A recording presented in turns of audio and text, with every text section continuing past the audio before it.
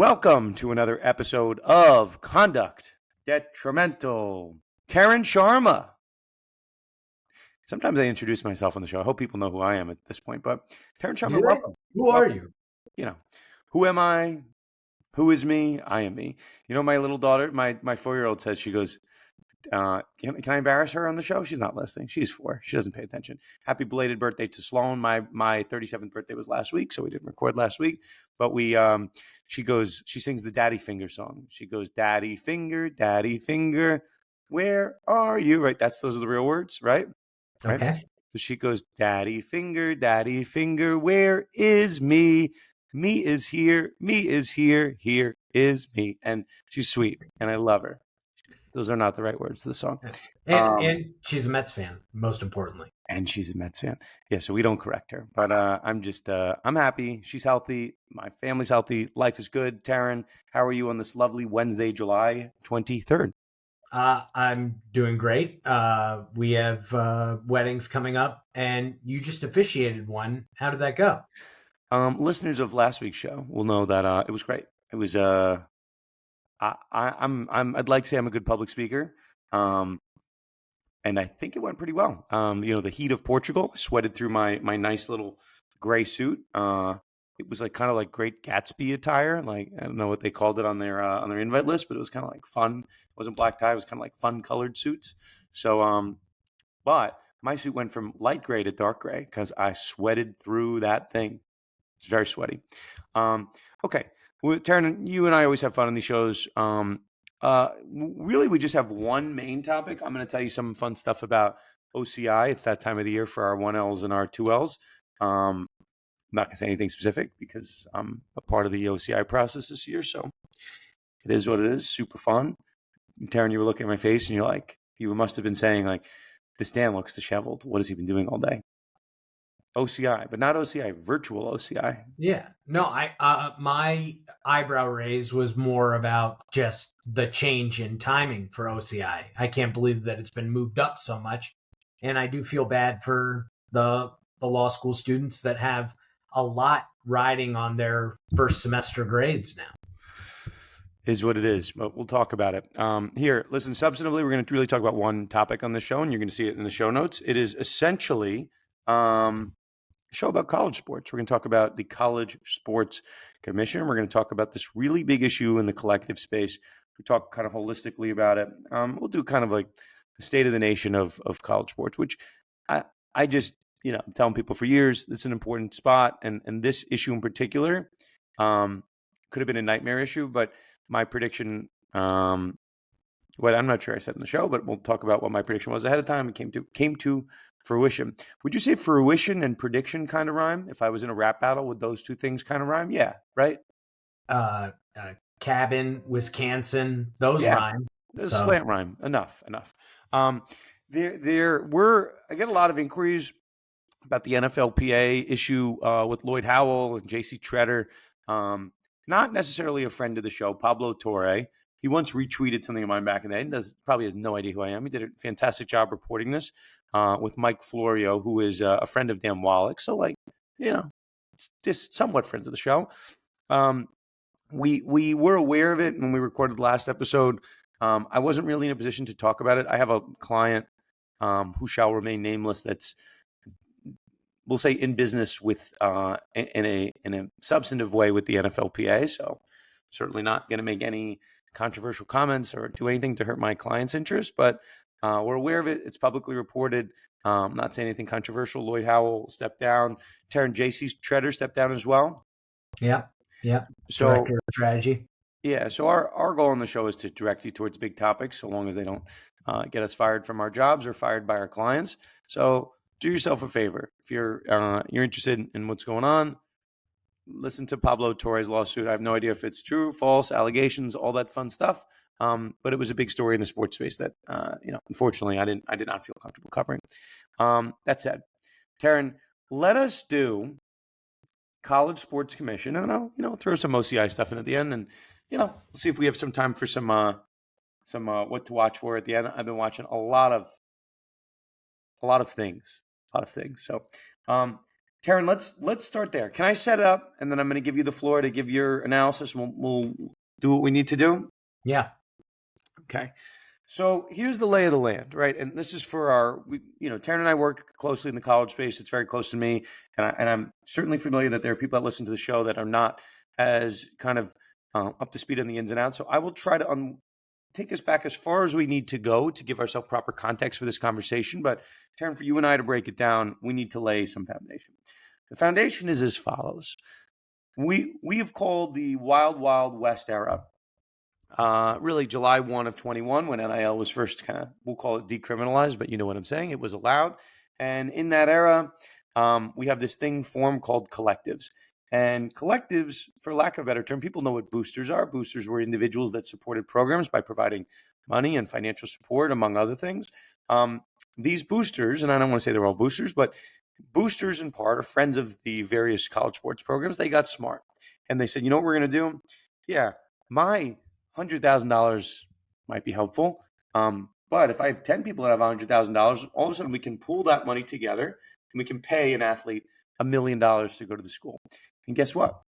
It's not the school paying that money. It's us paying the money. So schools aren't going to violate any applicable laws or you get into hot water. These kind of collectives, these third-party entities that maybe didn't have any legal affiliation to the school, but they had some relative familiarity, and they were sometimes former athletic directors that would run the organizations or former employees of the school that would go over, friends, but they were friendly entities. So for the last 4 years, these collectives are the main source of payment to these athletes, be it the Texas One Fund. I could go down and name a list of any number of collectives at schools that are finding ways to pay athletes in creative ways. I'll say above board ways. There was really no and I say the Spire, what is it? Spire Collective? What's the Fire last Sports Group with Tennessee. Yeah. So there, it wasn't maybe for about three of those 5 years. There was no real guidance on what collectives could and couldn't do.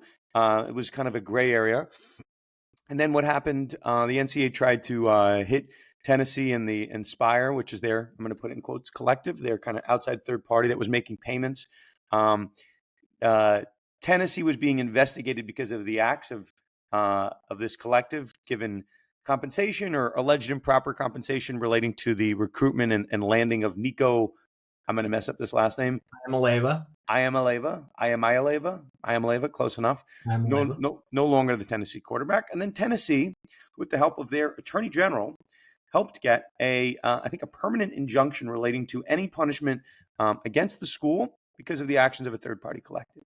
So there we were. We had this nice little guidance from Tennessee's attorney general, from the federal courts, and then all of a sudden, the collectives could really do whatever they want, kind of unfettered. You couldn't punish the school because of the actions of the collective. Okay, Taryn, I've set the stage. Why don't you explain to our lovely listeners what's going on now in light of the House settlement regarding the collective?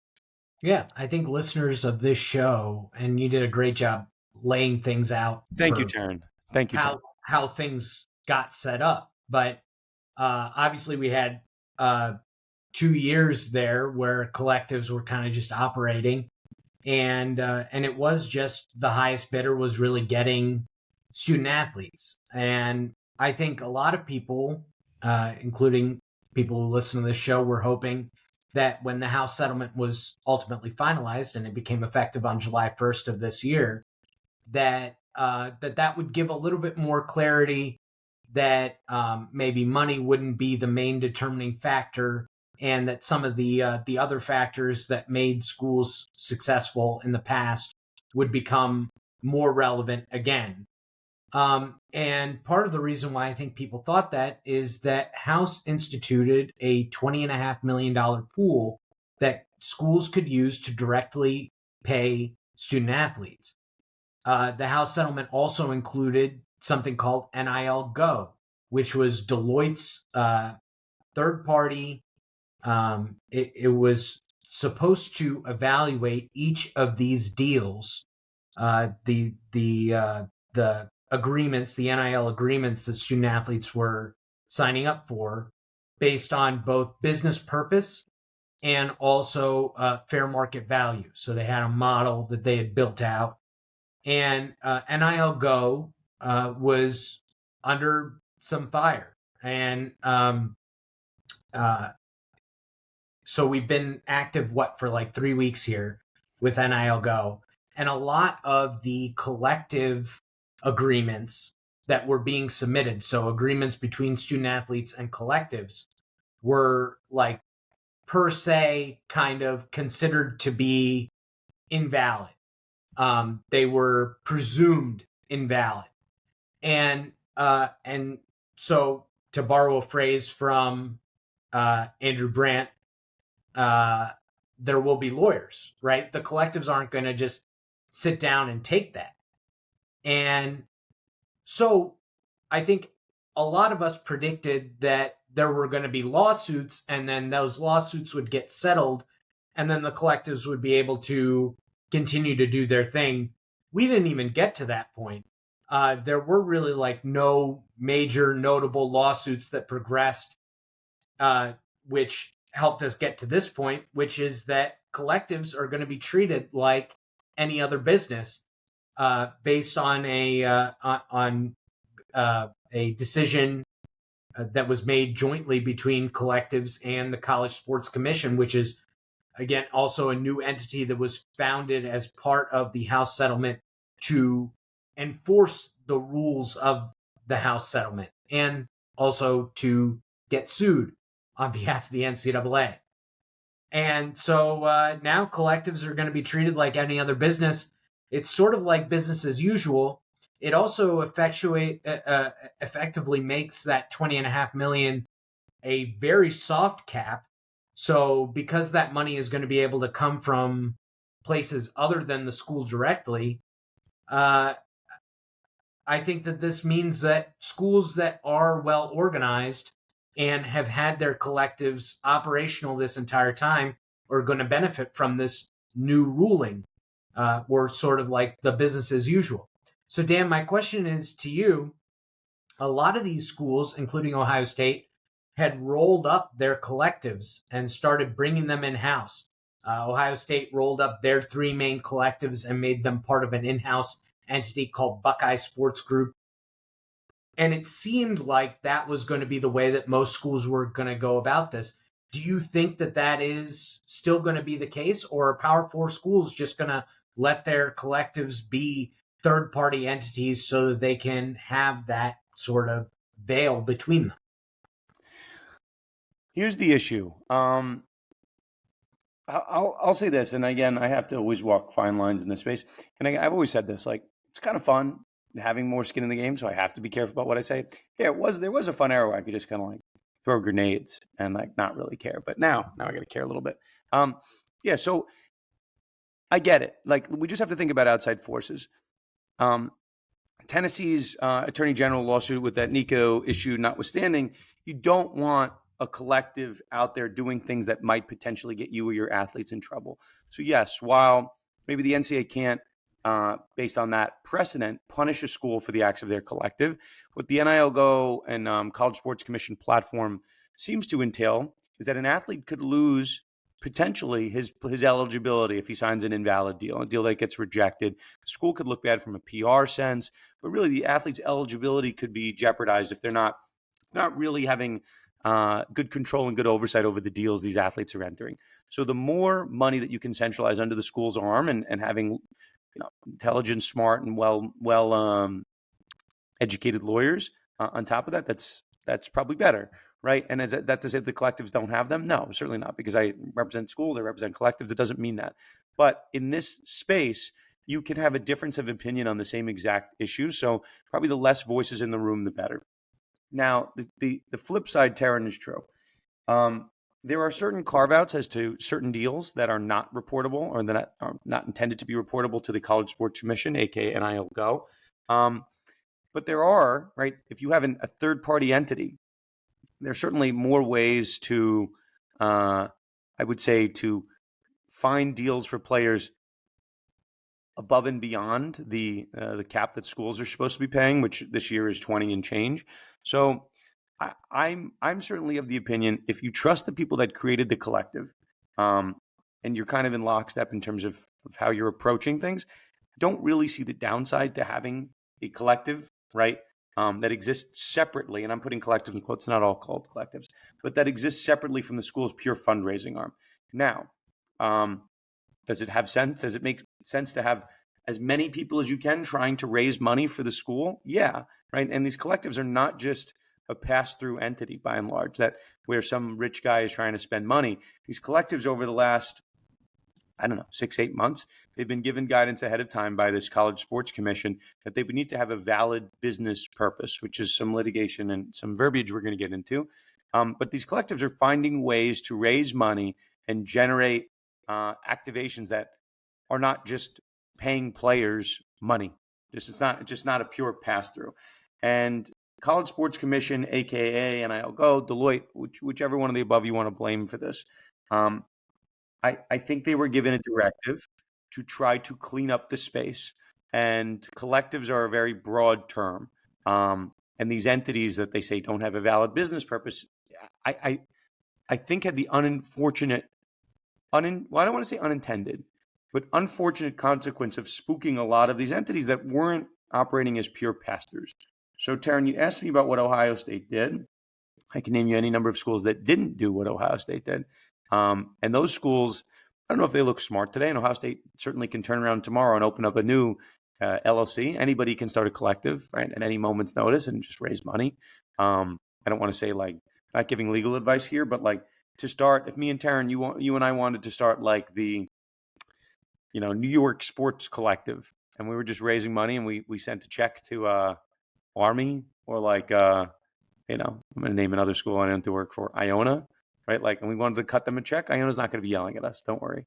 But like, I think it was interesting why schools tried to get ahead of it. But I've said a lot. I have more comments on the back end, but I'll shut up and listen, as they say. Yeah, I think that's reasonable. I do think that there is value in having it be a separate entity, just so that you can kind of essentially do what they presumed that you were doing, which is like evading the cap. You would just have it continue to operate as a separate thing. Maybe you give that 20.5 million to more non-revenue students with the understanding that they are going to be able to supplement revenue earning student athletes with outside money. And I think that the legitimate business purpose of, hey, well, they did 10 appearances for us this year to help boost the collective and get the collective's name out there. Like, the collective is technically a business. So, the fact that they don't have to show extra documentation or meet any stricter threshold here, this is really going to benefit, I think, schools that maintain the outside collective, that have an aggressive outside collective.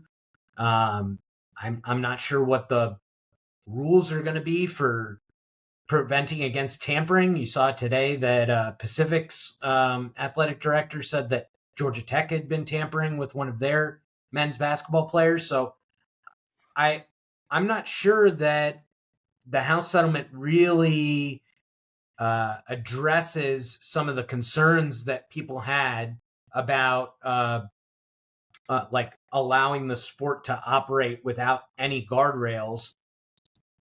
And what it might ultimately be is just a vehicle for that 20.5 million floating pool to be paid out to the student athletes directly, and not actually be policing anything. Because this is the first thing that the College Sports Commission and NIL Go were challenged on, and they immediately came to an understanding that it seems like doesn't really change the status quo. So I think that that's going to make some people upset, people who are nostalgic for how college sports used to be, or what they thought that it was, I guess. And so we'll see how, because I think all of this contributes to the staying power of the House system, because we're still in like the 10-year window. We don't have a federal law. Maybe we're going to have an executive order. Who knows what that's exactly going to look like? And you have this this sort of additional power that is out here, the College Sports Commission, that is intended to prevent the NCAA from being dragged into court constantly, it seems. And so, yeah, I think that there's still so much uncertainty, and despite a lot of people thinking the House is going to add more certainty, I'm not sure that that's actually going to be the case. I mean, I'm in agreement. Somebody asked me, and I always get the same question. Again, we'll see who in my office listens to this podcast. But I had a golf outing on Monday at the famed Winged Foot in Westchester. Oh, look at those eyes, Taryn. You know what Winged Foot is. So I'm not going to turn that down. Michael J. Fox Parkinson's Foundation, definitely showing up to that. So, people say... Well, for charity. You had to, Dan. Of course. It was for charity. You're not a bad person. Yeah, I'm a great person. I do more charity golf than anybody.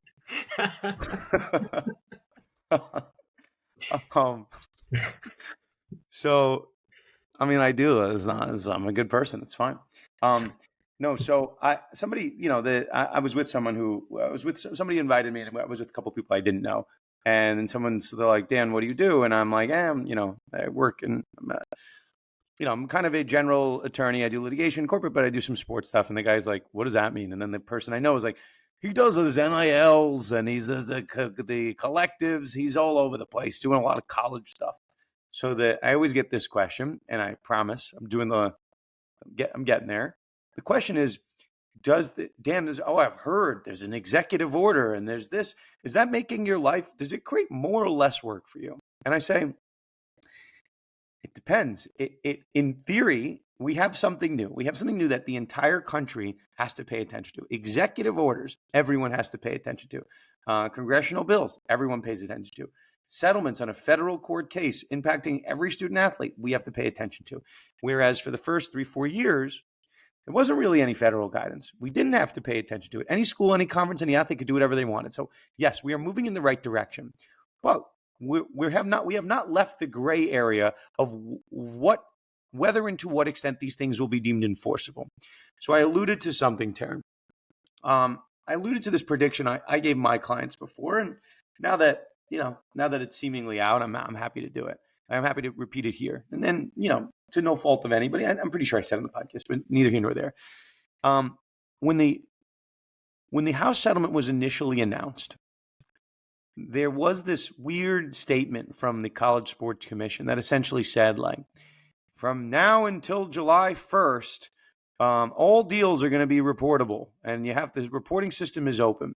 And I had a lot of clients call me, and they said, wait, wasn't the rule with this House settlement that the deals would be starting to be reported on July 1st? Because we got a lot of money to clear between now and July 1st. Like, we got to report all this. And then I looked at the settlement, and I looked at the terms, and it said the settlement is effective on July 1st. And I said, you guys have been under the impression it would be July 1st this whole time. Yeah, I'm sure the College Sports Commission could try to move up the reporting date, but why on day one would they piss off everybody and start this? And literally on day one, like day -1, are they going to start this off on the wrong foot and piss off all of the collectives? And I just said, it doesn't really make sense. And wouldn't you know, enough people like me made phone calls, and the thing got wound back, and they said, just kidding, JK. July 1st, deals are reported on July 1st. Sorry, we confused you. My bad. They didn't really say that, but that's what they implied. So now, that was like June 12th when they issued this new guidance that they pretended wasn't new guidance, but like they knew what they were doing, my opinion. So now we're about a month removed, a month and change, and we have this same issue that's coming up. At the College Sports Commission, aka NIL Go, they want to reject all deals from collectives. And I'm like, that's odd. They're doing it again. They're coming after the collectives once again. And I go, somebody is telling them to do this. They don't just put out a statement. You don't put out these type of statements. You don't reject deals unless you're being given some guidance. So clearly the marching orders for the NIL Go and College Sports Commission are to clean up the space. And you're not hearing me say, I'm certainly not coming out and saying space doesn't need to be cleaned up. We don't need any oversight. That would be completely the opposite of what I've said on a number of panels on this podcast over the years. I'm saying it needs to be cleaned up. And I'm saying it has to be cleaned up in a way that makes sense. Why are deals of collectives not allowed? That seems to run completely afoul to the and the House lawyers that have spoken publicly about this, be it Kessler or Berman or some of our friends that are on the House team that we're not going to mention by name, but like they want this to be a free market to the extent that it makes sense. And other than the bounds of this settlement, like this killing collectives, which is what the initial guidance by the College Sports Collective would have done, in no way fosters a free market. I think it oversteps the bounds of what the settlement agreement was intended to do. So I think cooler heads have prevailed. And now we have guidance, and I think it was first reported by Ross Dellinger, that there has been some emergency Sunday phone call between the House lawyers and College Sports Commission that, don't worry, we figured it out, and collective deals are not going to be declined. So I'm like, okay, we're 2 for 2 now. We're 2 for 2 of the collectives, of the College Sports Commission coming after the collectives, whether it be this time directly, the first time it was indirectly, and then backing off. So, Taryn, it's a long way of saying, and this has been, it's not a prediction. I'm just saying it's a thing. We have had moments in this, since the NIL era of July 1st to the present, where the NCAA or somebody wanted to have teeth and wanted to make, real seismic change on the forces that have taken place and the entities and power players that have came into place over the last 5 years. We've had this Nico Iamaleava case that we spoke about. We had a number of different potential enforcement, potential punitive, potential just bad things that could have happened in the collective. And one by one, they all get shot down. So it's a long way of saying, Taryn, you said, is there guidance? Is there this? Is there that? We're not really going to have guidance in the space until there are clear, enforceable guardrails that everybody agrees make sense, are logical, and are fair. And I am certainly not here saying that what the College Sports Commission tried to do is fair. I don't think it's fair. And neither did the House lawyers, right? Neither did a lot of people in the space. So we are moving closer. I'm not ready to say that we are there yet. Yeah, I agree with nearly everything that you said, but I actually don't think that we need to get to a point where everyone thinks that it makes sense or is fair. They're competing groups that just have different motivations. So I think that really all of this gets solved if you get a federal bill, maybe an executive order, but that can go to court. But like some sort of antitrust protection is, I think, really the only way that you're getting certainty, enforceability, unless you say that they're employees, we get a union collectively bargain, and you have a CBA that point to it. Here are the rules. Everyone agreed. And I think that that's almost less likely than antitrust at this point, which I didn't think I would be saying that last year. I think you and I are on the same page. And I'm going to agree with you that not everyone's going to be happy with it. I just think it has to make sense. And going after the collectives, which are the main source of money, and actually, I'm going to go one step further. There is a component to having these quote unquote caps on school compensation that are kind of like not real caps if you can just have the collectives to go around it. But they do have some level of protection. And I certainly think the House lawyers envisioned a world where you had the caps on academic direct compensation or university or / college direct compensation, and then the collectives could raise whatever money they wanted on the side. I think that's what they envisioned, and it is what it is. But Taryn, as I sit here today, I'm just sensing more patterns. People are really, and the purists of the world are looking for everything to be calm. I've said this, and again, it's not me being right or anything like this. This world is going to get a lot more complicated and a lot more messy before it starts resembling the purest form of college sports that people remember. And maybe unions are going to be involved, all of this stuff, but we're still very much in the nascent, we'll say the tip of the iceberg era. I think that's, I'll coin that at some point. Okay. Taryn, let's do this because I don't think we have that much. I don't think we have anything else on this. I know that I can't really say anything about the NFLPA issue. Maybe. I'm going to trust you to not get me fired. So why don't you advise our listeners into the highest of levels, or whatever you want to say, it's not going to get me in trouble on the NFLPA issue. Yeah, 10,000 feet, no opinion or anything like that. Just say and report it. So obviously a lot of turmoil at the NFLPA, the Players Association, as we mentioned. Lloyd Howell, who's been in charge since 2023, he just resigned. And the key things I think that are important here. He resigned because he said that he was a distraction. The executive committee apparently tried to talk him out of it, but he refused and decided that this was what was best. He the items that really pop up here as being crossing the line. He consulted for the Carlyle Group, which is one of the investors in the NFL during his tenure. That's a conflict. You don't want to be on both sides of the V. He settled a collusion grievance with the NFL confidentially, and the players weren't aware of that. And also the FBI is looking into one-team partners, so possibly some involvement there. But really, I think what is going to probably catch the most eyeballs here, frequent trips to gentlemen's clubs, putting that on the tab, painting the parking spot, the number 32 for O.J. Simpson. So I think people are going to look at that, and that's what's going to probably draw the most chatter because it's sensational. But yeah, in the aftermath, then the director of strategy, the former Cleveland Brown, or maybe current Cleveland Brown, sorry, J.C. Treader also stepped down. So Patrick Mahomes was quoted as saying that they really got to get their leader right, and so we'll see what happens with this. But yeah, ton of turmoil at the NFLPA, and not a great time for it. Well, I don't think you said anything to get me fired. A lot of things that you said caused other people to resign. So, yeah, that's all we have to say. I did see the gentlemen's club stuff. I think the stated purpose was to promote the membership of the association. Well, as one does. Yeah, some people do charity golf outings.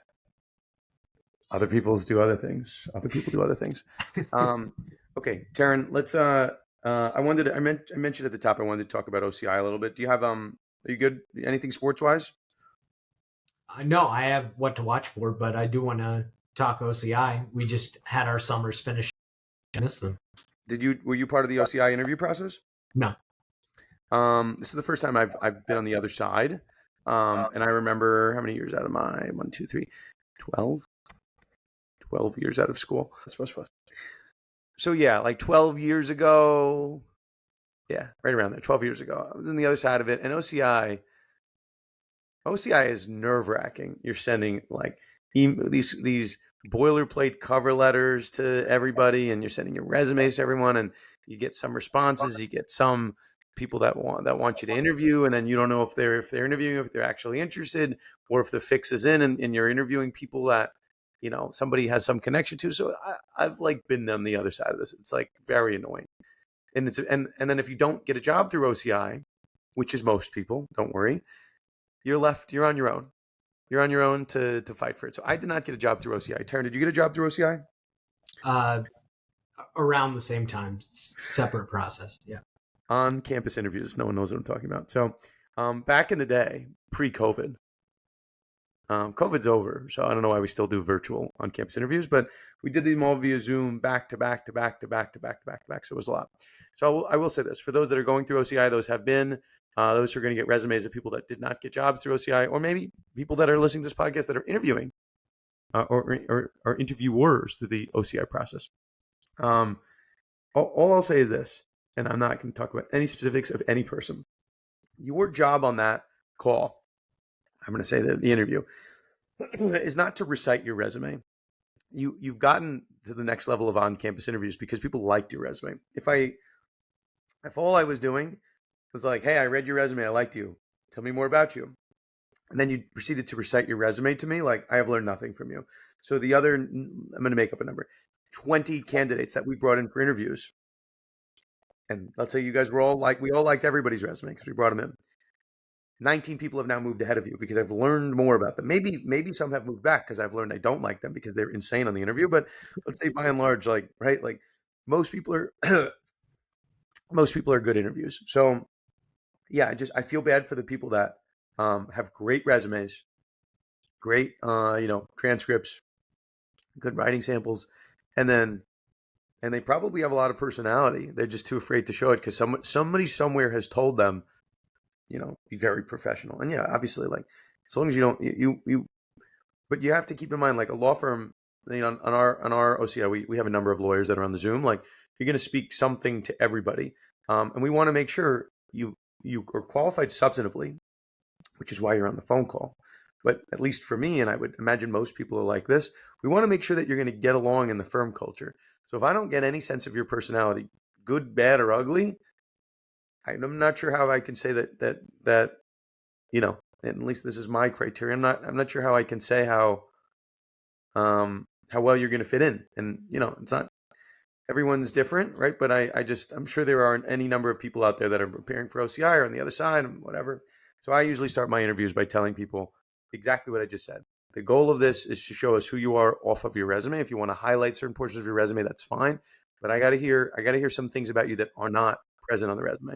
So, not that I do everything right, and I sure do plenty of things wrong, but I got a nice thank you note from I'm not gonna say anything, from somebody saying that they appreciated hearing those words before the interview started. So I think that's nice. I think it's a nice thing, Taryn, and I don't think enough interviewers tell people quite what they're looking for, and they just are thrown to the wolves.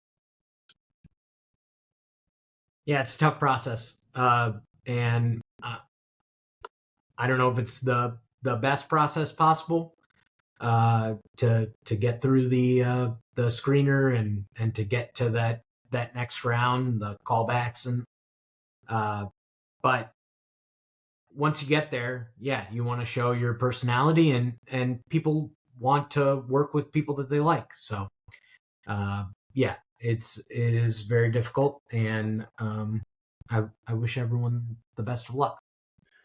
Okay, moving on. What to watch for? Taryn, do you want first dibs? Yeah, I got two of them though. Is that fair? Sure. All right. So first of all, the President Trump said that he is going to hold up the RFK Stadium deal over the Washington Redskins football team. I think he said the Washington whatevers. The Washington whatevers, the commies. And that was I was very excited when they announced the RFK site had been transferred over to the city, and that there was going to be a possibility of being able to play on the RFK site again. I think that's really important for the franchise. I've sort of made my peace with the name, but I still catch myself saying Redskins all the time. It's the team that I grew up with. So if it comes back, that's fine.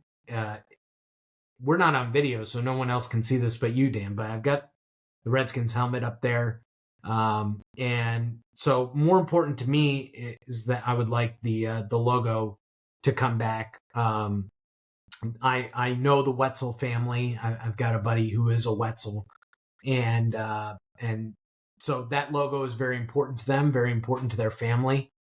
They care very deeply about it. Last year, the new ownership group put a plaque on the club level commemorating that, because it's a real person.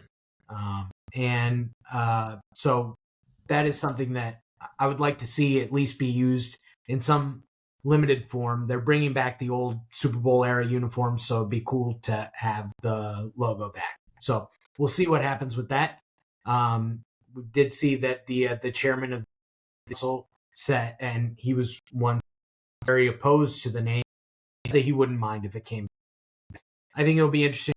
And then the other one that I have, there was a story this week. New York pawn shop owner pled guilty to essentially being a fence for items that were being stolen from athletes while they weren't away. I think we've talked about on this show before, athletes, you know where they're going to be on any given night. And so there were crime rings, burglary rings that were going around and stealing from their homes. I know that Mike Conley was a victim of this, probably the nicest guy in the NBA. And it just reminded me of something that we've been watching recently. Just finished the first season of Your Friends and Neighbors on Apple TV. I don't know if you've seen that, Dan, but fantastic. John Hamm, highly recommend it. I started watching. I haven't seen that. A lot of people have recommended it, so it's one of those shows I don't really watch. Like, I'll watch my documentary stuff, but unless there's like a series that a lot of my friends that I trust and I get along with recommend it, I don't really watch it. So that is one that I keep hearing. So I'm gonna have to watch it. Enough people, because they know I play a lot of charity golf, kept telling me to watch Stick, the Owen Wilson show. Oh, my fraternity brother's in that one. Is your fraternity brother Owen Wilson? No, it's a guy named Patrick Lewis. I watched the pilot, or I guess the first episode. It was good. Wasn't like blown away. I'll probably watch more just because I'm a sicko, but it was fine. It's fine. Here's my real what to watch for, Taryn. Are you ready for this? I'm ready. So Netflix has figured out the algorithm. They're just geniuses, and they're full of legal content. Okay, legal content in a way. How do I phrase this? That's just based in pop culture. So people know, right? Like the Bubble Boy case, right? Like, you remember Bubble Boy? You're saying yes. Bubble Boy, the poop cruise, that's the Carnival cruise back in the day, right? Like the Travis Scott case. I talked here on with the American Apparel issue. They find these pop culture cases pop culture things, and they convert it into like these legal issues. So I guess people, whoever's drafting this, whoever's putting the shows together, there's some legal influence. I'm very impressed. So the whole Trainwreck series, I will recommend every single episode.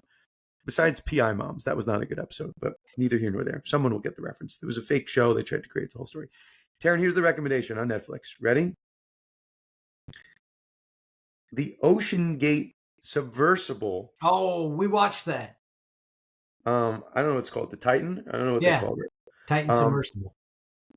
It is so interesting. Yes. I watched an hour and 50 minutes on the Subversible, and it's a lawyer's dream. Like, just imagine you had this evidence, and this was obviously what that maritime lawyer was doing, or whatever the fuck that guy's job was. But this is what you do when you do a deposition. And you know, obviously a lot of people, the person that you would depose passed away, right? And we don't need to talk about wishing ill upon the dead or anything like this. But these were documents that were turned over as part of this kind of, I guess it was, I don't want to call it a congressional hearing, but it was the investigation into what happened. And there were so many red flags about this company that just went under the radar for so many years. And I'll just say this, I told this to a colleague of mine, and this is what sold them. Taryn, remember how they were explaining, you know, so this submersible used carbon fiber on the hull, on the kind of inner tube, right? That was their whole thing. That was the whole thing. And I never understood why they used it. Like, I get it, carbon fiber is not steel, it's not this. So, but they explain that like 90% of the cost involved with, you know, the submarine industry, submersible industry, is basically transport, and the lighter and storage, and the lighter and smaller something is, the cheaper it is.